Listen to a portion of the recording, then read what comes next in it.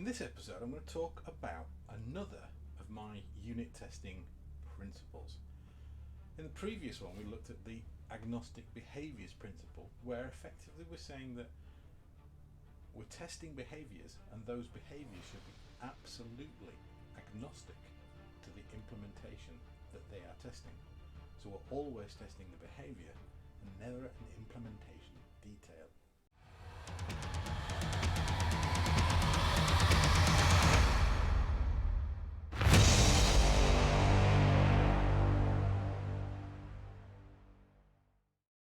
The isolation independence principle.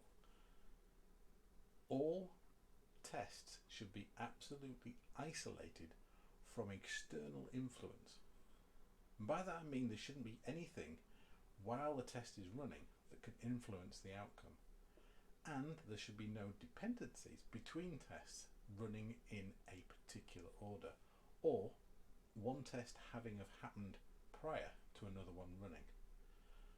If we have tests that are setting up state that other tests rely on, that's a coupling between tests that's not ideal. Also, if we're testing in an environment where external influence, such as people changing data in databases we're using for the tests, could have an influence on the outcome, we should aim to isolate that element. So isolate that test from those external influences, be that providing its own database, or if that's not acceptable, creating a mock data object that it can use. This doesn't just apply to databases, it's absolutely anything external that could influence a test. That could be as simple as files changing on disks, something changing the internal clock. Variances in configuration, system architecture could have an influence on tests, depending on what you're actually trying to test. The tests themselves need to be isolated from those external influences, so the test will run 100% of the time and pass should the asserted criteria be met 100% of the time.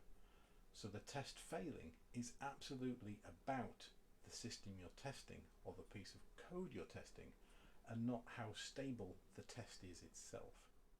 Aside from that initial concept, there's another thing that tests should be, and that is valuable. There's no point for a test to exist if it exerts nothing useful.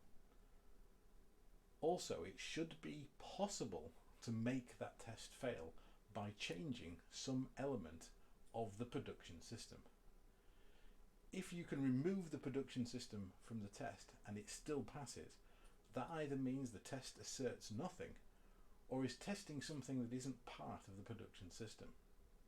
You may laugh, but I've seen tests that just test fakes and mocks. The developer has got so confused over what they're mocking out versus what they're actually testing. They've got tests that are literally just testing fake and mock objects. And those tests always pass, but they're not valuable. If they're not valuable, you can do one of two things.